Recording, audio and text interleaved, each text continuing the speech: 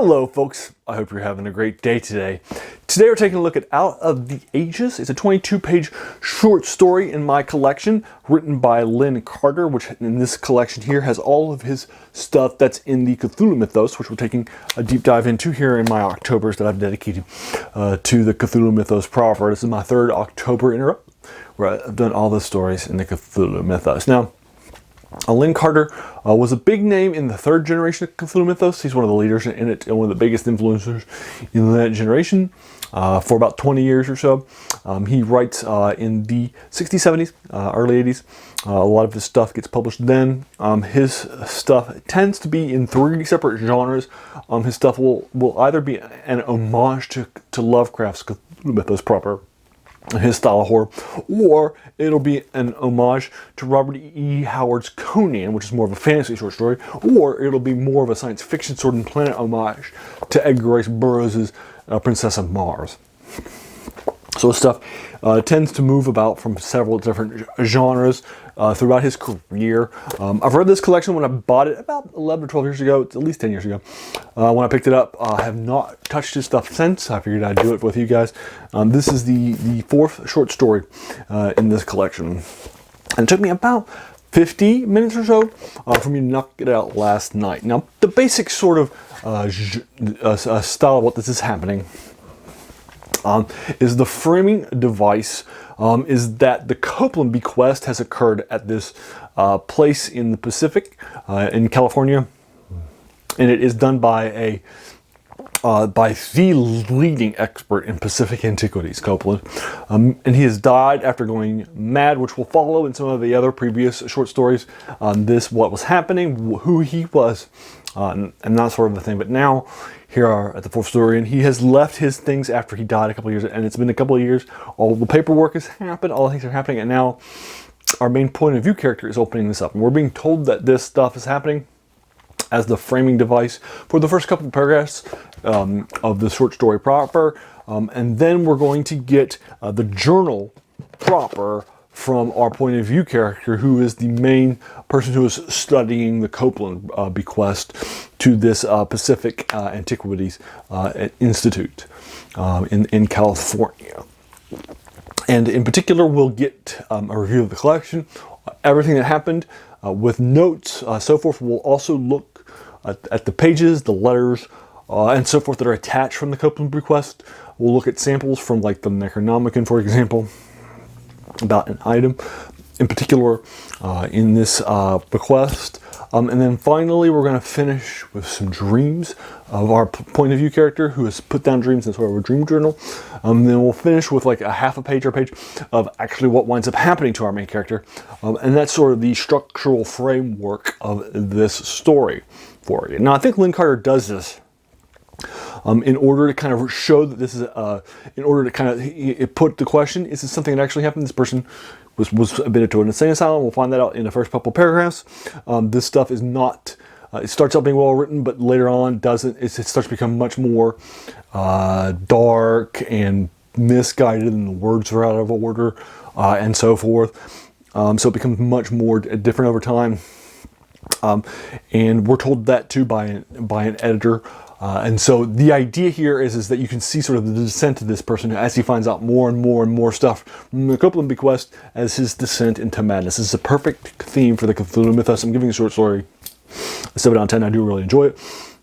And but I think Lin Carter chose this theme in order to both show the reality of this, of the narrative story that we're about to read with the journals and the bequest, and the deep dive that we're going to do into the bequest from Copeland, as well as, you know, this idea of, but understand this is a person who is descending into madness, and this could just be merely the dreams and so forth of somebody who's admitted to an institute.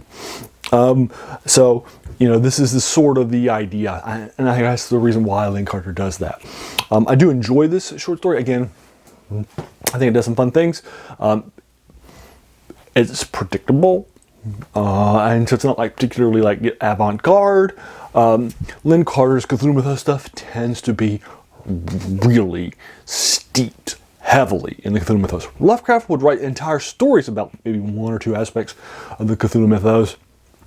Derleth, one of his people that were in the Lovecraft circle that wrote letters with him and so forth, added a lot more mythos elements to his short stories and also revealed a lot of things about the mythos that had not been revealed by Lovecraft.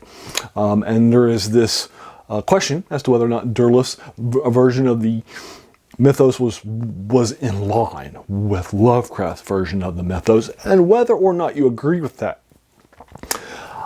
You certainly can't ignore that Derleth is very, very much like he pulls the wool from behind what's actually happening in his short stories.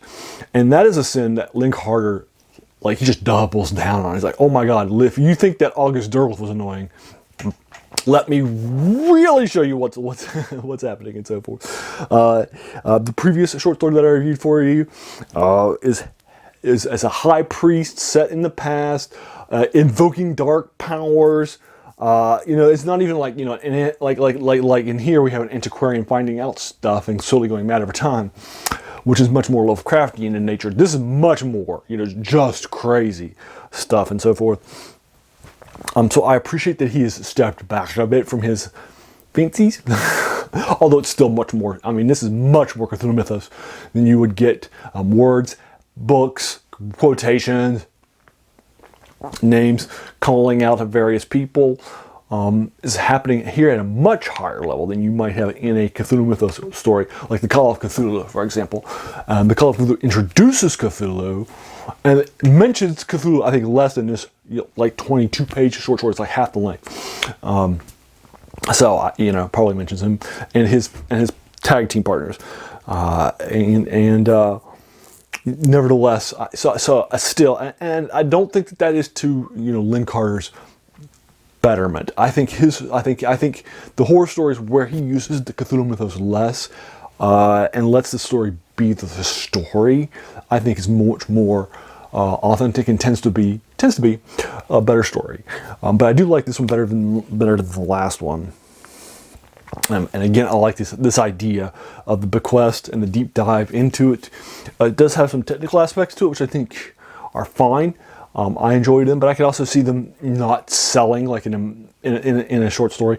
It does have a tendency to have some, it does hang in a few places, right? It's probably a modern, like 2021 take. This short story probably is about 4 or 5 pages too long.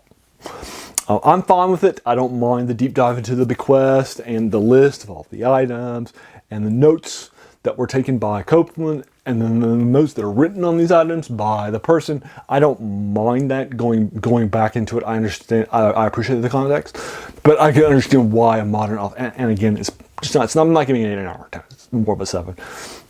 It's probably more of like a 6.8, 6.9, 6.75 or something like that, but I'm just rounding it up. It's a little bit less than 7. And I do see the detriment of this. It's probably a little too long.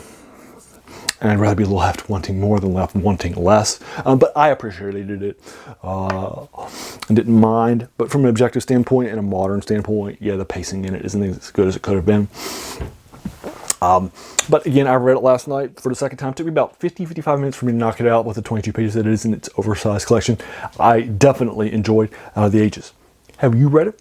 What did you think of it? I'd be more than happy to engage you with it further in the comments below, whatever your take is on this short story. Whether you liked or disliked it, or agreed or disagreed with my take, or if you want to take a deep dive into the spoiler aspects of this, I would be more than happy to do that with you further in the comments below. If you like this video, hey, why not hit that subscribe button? There should be a lot more of these to follow in horror like this one, science fiction, and fantasy. And then finally, I want to thank you so much for taking some time out of your day and investing it and watching my video. We all have so many things that are happening in our lives and we're pulled in so many different directions. So the fact that you spent this time with me is incredibly humbling and I appreciate it. So thanks again and have a great day.